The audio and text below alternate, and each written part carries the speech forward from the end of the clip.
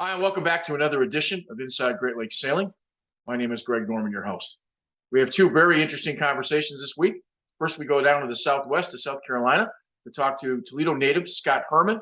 Scott's going to talk to us a little bit about Spectrum Sailing Inc., which is a autistic sailing clinic and program put on for kids 10 to 17. He was in Chicago this summer at the Corinthian Yacht Club. Scott's going to talk about his program, his nonprofit, and trying to grow a part of sailing that probably doesn't get a lot of ink. It certainly doesn't get a lot of publicity, but Scott's got a very interesting story, and I think you'll find it interesting. We then have another conversation with some folks at Bayview. The International Match Racing Series is coming to the area in form of the Detroit Cup. There'll be, I think, 11 countries represented at this coming weekend. Some match racing right there in front of Bayview. Lance Smotherin is going to talk to us a little bit about the event. He's been the chairman for that for Bayview for quite a while. And he's going to kind of explain some interesting rules. It's not exactly WWE wrestling on water, but there's a very, it's not anything like you've ever seen. So pay attention with Lance, and he'll be back in a couple of minutes after we talk with Scott. And stay tuned. Welcome back. We're talking with Scott Herman, who is the executive director for Spectrum Sailing out of South Carolina, which is an autistic sailing program that travels around the country. Last year, they made this past summer, they made a stop in Chicago, looking to maybe spread their wings a little bit more in the Midwest. And this is a unique program. So I'm going to stop talking and introduce you. First of all, thanks for talking with us. And Scott, you're a father with an autistic child. That's kind of how it started 5 or 6 years ago. So kind of give us the brief synopsis of what the program is, and then we'll get into the specifics. Yeah, when we moved back to Charleston, I tried to get my son Daniel, who is autistic, in a sailing program, and there really wasn't a program here in Charleston. So we decided to start one. We partnered with Charleston Community Sailing here, and we ran camps for the last 4 or 5 years through them. The successes had really kind of opened my eyes to the fact that there aren't opportunities for kids across the country like this. And I figured that we could create a traveling camp pretty easily and go across the country then and bring this opportunity to kids in different sailing communities. So this year we partnered with Corinthian Yacht Club there in Chicago. They hosted us. We used their Rhodes 19s and ran a week program for 20 kids. It was extremely successful. While we were there, we were lucky it was the same time as SailGP. So we were able to do some tours with them and get our kids really immersed in the sailing community while we were in Chicago. The hope next year is to double our camps. We hope to run 6 camps, which would be 120 kids next summer. And we'd like to expand in the Midwest, as you mentioned. What got you started? Now, you're from Toledo, so I guess you must have obviously grew up sailing. I started sailing in college in Toledo. Actually started racing on tartan 10s. And as I've moved in my career and my life, I've sailed in different locations. We've lived in Clearwater, Florida. We were pretty active in the sailing community there. We've lived in Charleston now twice. This is the second time we've lived here, and pretty active sailing here. And then when we were in Chicago, I served on the Judd Goldman Adaptive Sailing Board.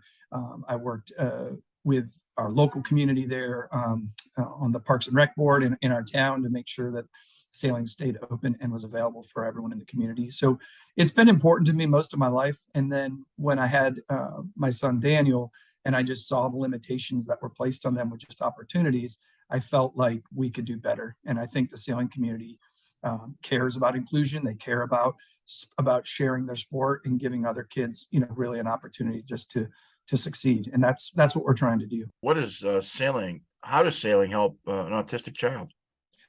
Yep. It's interesting. We have seen so many benefits from our camps that aren't necessarily part of our curriculum. I think a couple things that sailing offers is, one, it's peaceful for them to get on the water. Most of these kids have never had an opportunity to do that and be out there. So that's a great exposure to a new stimulus, a new activity.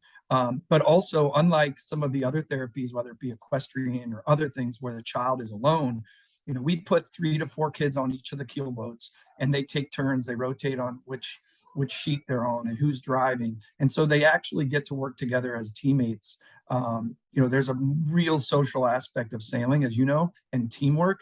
And that comes through in our camps, right away in day one. We have kids the first day who are silent, don't speak to anyone. And by the third day, they're hugging each other and working on their knots together.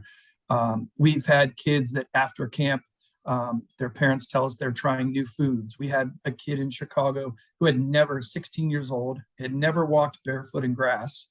The stimulation on his feet, he couldn't handle it. And the last day of camp, he just walked barefoot right through our lawn. So, we don't run, our curriculum doesn't include, trying new foods. It doesn't include these things. But I think what happens is we give these kids an opportunity to succeed. We give them a chance to build their self-esteem, and they feel valued through our camps.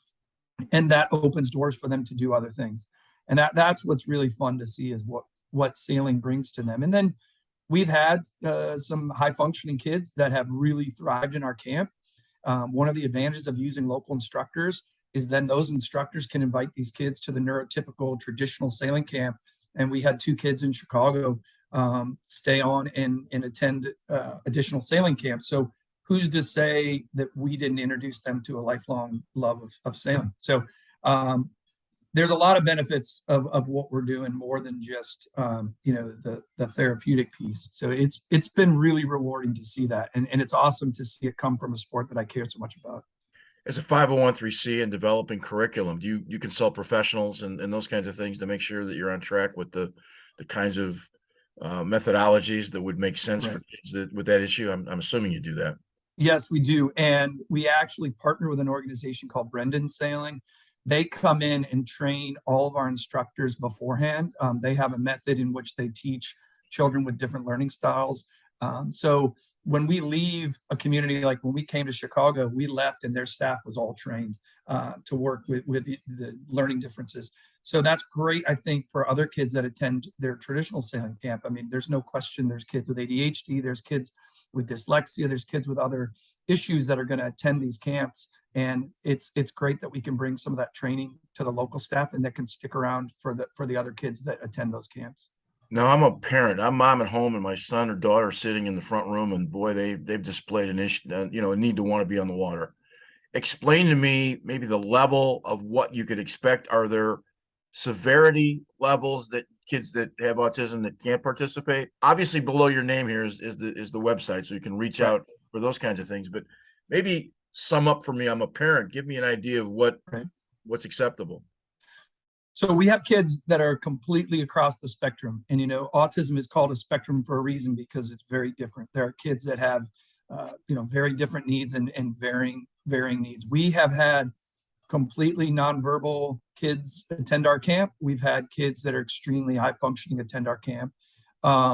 If there is a medical condition that we don't feel that we have the staff to support, traditionally those kids would not be allowed to attend, say a feeding tube issue or something like that I just don't feel our staff can handle.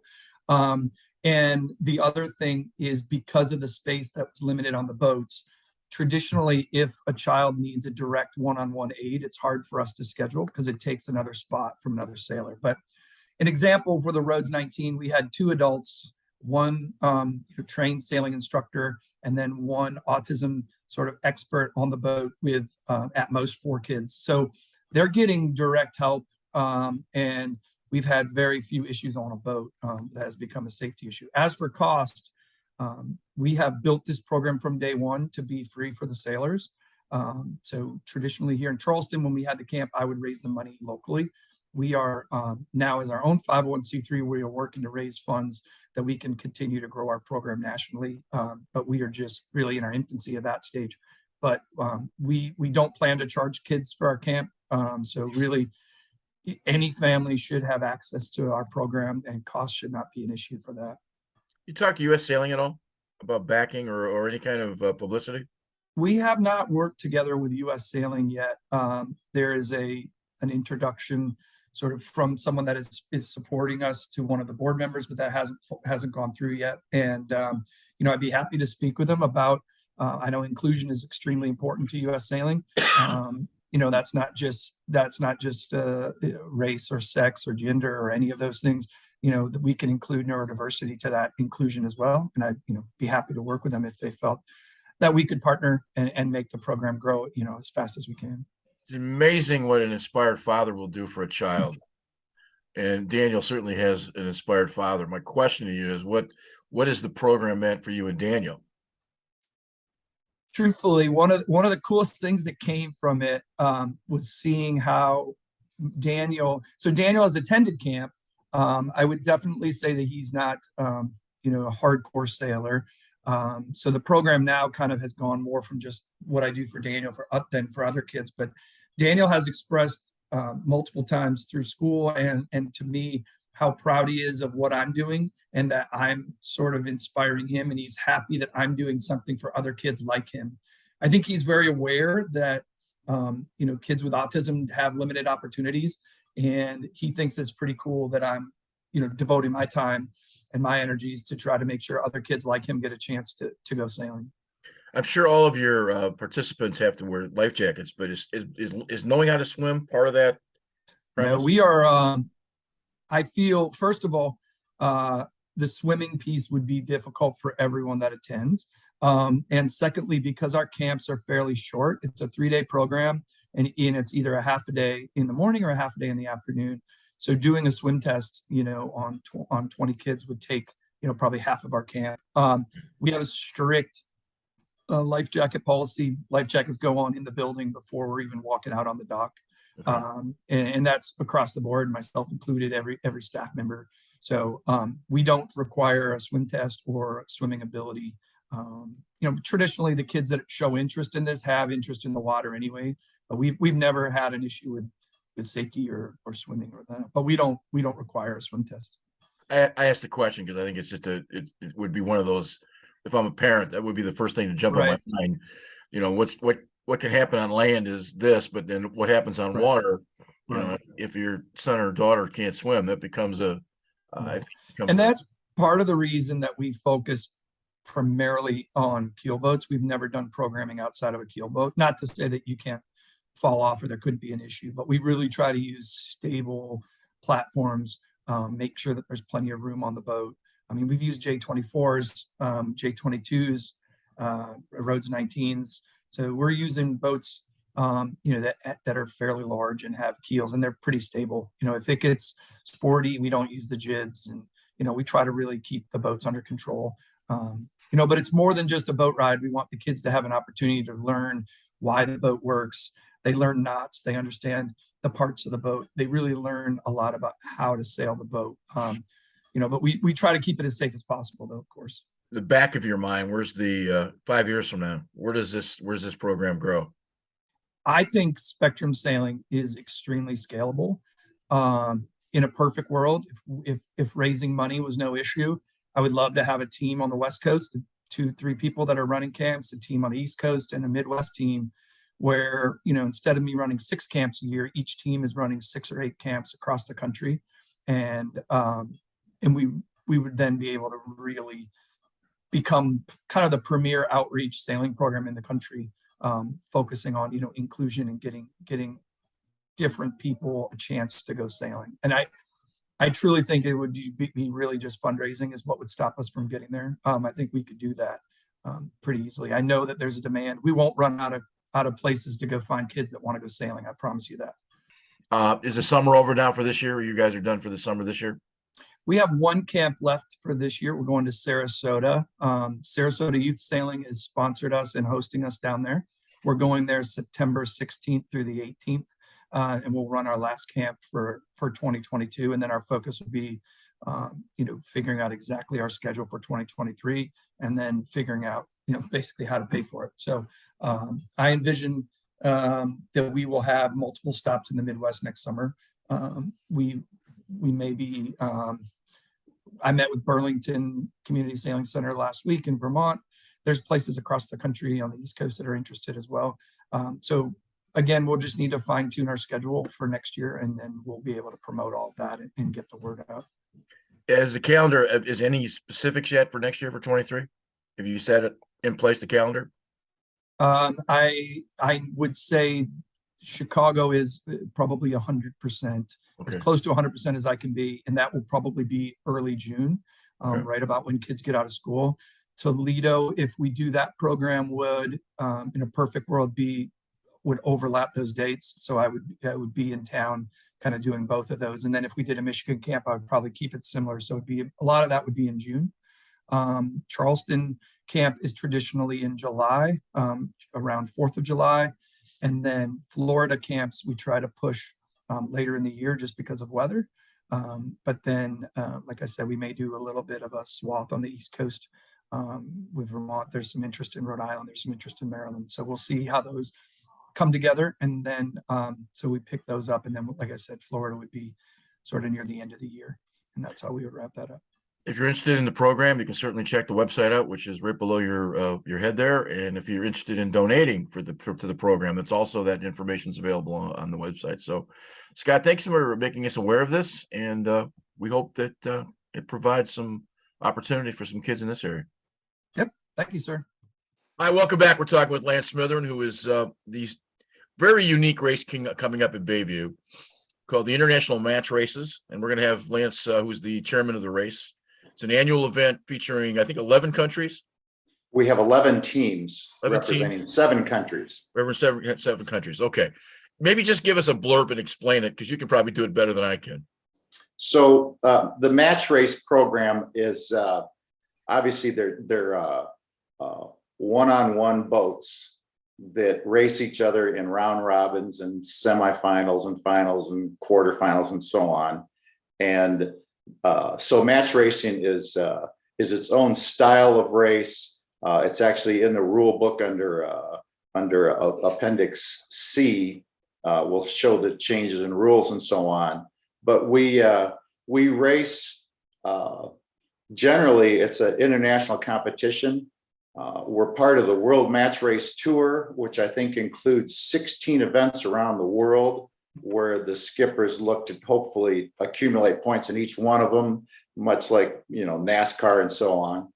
And we're also part of, in the United States, or what we call the Grand Slam Tour, where there are 4 events, one in Chicago, which just completed yesterday, Bayview, and then 2 in New York later on in August. So what are you guys sailing? For Bayview, we're sailing in Ultimate 20s. Okay. And we sailed in Tom 28s in Chicago this past weekend. I just got back last night. And then New York will be in Swedish Match Race 40s. So obviously you're racing whatever fleet boat is for that particular yacht club. Correct. So answer me a question. Is the international match racing, is it, to give it a sort of a look, would it be compared to anything like a J70 stadium race that was talked about for a while that really never got off the ground? Well, yes and no. Because we're racing at Bayview and we race right in the river in front of the club, it is kind of like stadium racing, because we bring in bleachers and people just lie on the shore and watch the racing. As far as the style of race and the magnitude of it, it's completely different. It's completely different. Obviously when it's just one-on-one, the boats are attacking each other, and that's why there's a whole different set of rules that apply. But also, honestly, it's the only real international race in the area that we have 2 teams come from New Zealand. We have 2 come from Australia. We have France, Great Britain, Ireland. Over the years, we've had Singapore, Japan, so these kids, I call them kids, they're usually in age from 18 to maybe 25, or, an older group might be in their late 20s, but they fly in from all over the world to do these events. And we're really proud at Bayview that, like last week in Chicago, they had 7 teams. At Bayview, we have 11 coming in. So we think we're pretty, we're highly desired, I think, among that circuit. Give me an idea of the quality of these guys. And then my point to it is, are these just amateur guys that are representing a particular club? Are they representing nations? Is it America's Cup? Is it? They're definitely representing nations, and they're working to try to give themselves the opportunity to sail America's Cup. And we've had several who have sailed America's Cup either before or after our events. Right. You might be familiar with Dean Barker, who's been driving the America's Cup boats, for several different nations lately. But I've umpired Dean Barker in match races a lot. But and the Gilmores, and so some real big names. And I think all these kids that are doing it now are hoping that they can earn a high enough ranking, because they're ranked worldwide. And they're hoping to get a high enough ranking that their nations will give them a shot at an America's Cup. What can we expect to see at a race? If I come out and sit in the bleachers for an hour, what would I be watching? You'd be watching some crazy moves that sailors aren't used to seeing. Like as an example, when you're sailing under spinnaker, there's it's called Rule 17, where you can't take somebody above proper course. Well, that is turned off in match racing. So there will be boats that drive each other head to wind under spinnaker. And this past weekend in 18 or 20 knots, when you do that, it's carnage, and if the boats touch, somebody's going to get a penalty. And so watching the skill of these guys, and as I mentioned, since the rules are different, what would be considered not seaman-like in a fleet race, these guys get to do, because it's you only have one guy to watch out for, so you can kind of try your best to avoid. But it could be a lot of fun. Obviously, the heavier the breeze, the more chaos that it looks like when you're watching it from the bleachers. But also, I think even in the lighter breezes, which I'm afraid the forecast this weekend looks like it's going to be kind of light. But there's still some pretty extraordinary moves and some great teamwork that you see. And there's a reason why this team was sent from New Zealand, or from Australia or from France, because they are very skilled. When light breezes appear and you're having a racing at this level, do you guys move out of the river and take away the current, move out into the lake more? Never. Why? This event, well, for starters, this event began with Bayview Yacht Club doing it, and our members are great supporters of match racing, and they all donate to it, and they want to watch it. So we make sure that everything that happens in front of the club. And then obviously we open it up for other people other than Bayview members to come watch. But also that challenge is what kind of makes racing at Bayview pretty unique, is that these sailors, if you're racing out Lake Michigan, you don't have to learn how to race in a river with current. But if you've done Charleston Race Week, racing in the current's really hard, and some of the best sailors get a chance to hone their skills on it. So we challenge them with it. So they got to figure out a way to do it with the current. Well, I don't think current is unique to Bayview. I think anybody that sails in the south end of Lake St. Clair has to find those issues. So I get your point, but I also get the visibility standpoint. So here's a question. I've been around a long time. We've had a thread in this show. Sometimes the sailing doesn't get its just desserts in terms of publicity. Honestly, this is the first time I've heard of this race. And I'm not saying that in a bad way. I'm just saying, why aren't more people aware of this race? It has been a frustration. I've been the chairman of this event for many years, and I've tried to get, the local news and, people, come out and show this. We're a grade 2, which, they're ranked from grade 1s to grade 5. So we're a grade 2. There's one grade 1 in the country, and that's called the Con Cup in California. Right. They have they have like sportscasters there and live TV coverage, and it's amazing the coverage they get. And we just have a hard time getting people to want to learn or cover this. And you think, well, regretfully, the Tigers aren't doing real good right now. And you know, you've got young kids come from all over the world to come here. You think that would be a great story. And we really have a hard time getting anyone to even want to give us coverage. So I just don't understand it. Well, using different boats from club to club, using different fleet boats, I would think would really offer another layer of skill, because you know you're in that situation where you know literally you're on a 20-foot one week and a 40 the next, and those boats don't sail the same. There's a whole different set of skills that require not only the geography where you might be, like you're talking about, if you're in front of Bayview, there's current. If you're in Chicago, you may not have that issue. You may have, you know, another set of sailing issues. So I would think we had giant lump yesterday. I mean, giant lump. So yeah. Yeah.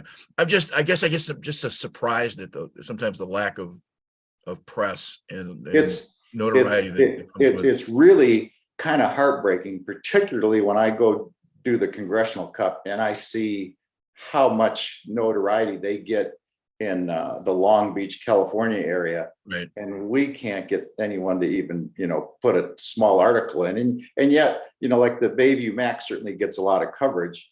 And it's a great race that our club has run for, you know, almost 100 years. That's coming up soon. But this, from an international standpoint, you know, it doesn't even come close to the international match race of the Detroit Cup. It's good for our sport if this stuff starts to get out. It's great for the junior sailors. You know, we ran you know, I'm sure you've heard Dave Perry's name bannered around. Dave Perry, I brought him in and he ran a clinic for high schoolers to learn match racing this year. Yep. And so these high schoolers were really stoked about, you know, learning how match racing, and one of the biggest problems we have, I think, is, you know, the kids do junior sailing, they might do a little bit of high school sailing, they get burned out, they go on to high school, and all of a sudden they just drop out of the sport for a lot of years. And it's how do you keep them intrigued? And match racing is a way, because that's where the sweet spot is for these sailors. They're the 18 to 24-year-olds that we keep losing. I have a weird question that just popped in my head as you're talking. If somebody has a problem with a boat during the race, they wreck it, they run it aground, whatever. Is it the responsibility of the country and the sailors to take care of the boat, or is it Bayview's problem? Well, both. Okay. We have there's a $1,000 damage deposit that they put on, and that's a single incident maximum. So if they crater a boat, they pay the first $1,000, and Bayview's responsible for the rest of it. I know that's kind of out of the realm of what we're talking about, but just one of those you see sometimes these various races where somebody crashes a boat, and sometimes it happens. We right. You know, everybody hates to see it, because not only do we not want damage to our boats, but we don't want these kids to come over here and get smacked with cash deposits that they lose. So right. It's not bump 'em cars. I get that. It happens, but boy, they do touch. There's more contact than you want. And I kind of asked the question because in stadium racing, you're going to have a lot more close proximity than you might in a regular race. Mm-hmm. So I guess that was kind of the question. So let's get to the specifics. Your races start when, and they run for how long? We start racing Thursday. It's a 4-day event.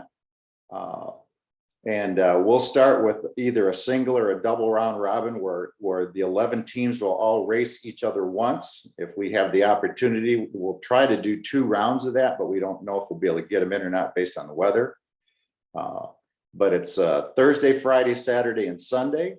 Racing starts usually about 10 in the morning, and then it runs anywhere from 4 in the afternoon until almost dark, depending on how the day went. Like if it's real light, we won't, bring the boats out until, the thermal comes in. And if that happens to be 1 in the afternoon, we might sail from 1 until 7.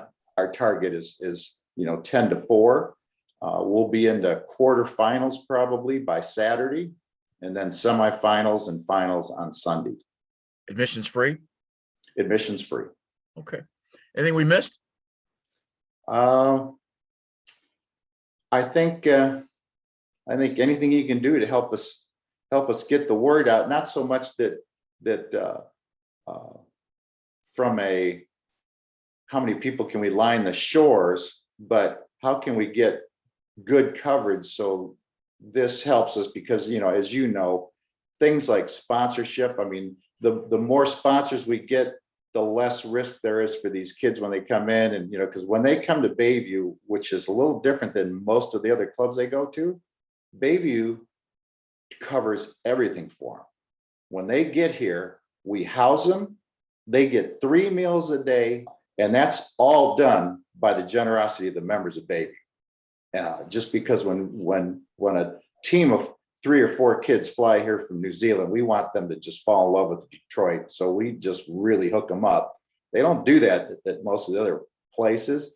And when I was in Chicago, one of the teams this past weekend, one of the teams, the older brother used to race in it. Now his younger brother's racing in it, but the older brother was his crew. And they were just saying, wait till next week. We love going to Bayview. That's what we like to hear. But we need sponsors to do it. And regretfully, sponsors want to know, well, if I sponsor this, how does it help? Well, when we get mentioned on a newscast or something, that helps us get a sponsor. So I want to thank Scott and Lance for coming aboard and talking with us about the various subjects, both autistic sailing and certainly the upcoming International Match Racing Detroit Cup at Bayview. And again, don't forget, that's a free event if you want to check it out. Basically, they'll be sailing from about noon to 5 o'clock. So check it out, and hopefully you get a chance to enjoy some really good sailing. For all the guys in back, we'll be back next week with another show. My name is Greg Norman. Thanks for watching.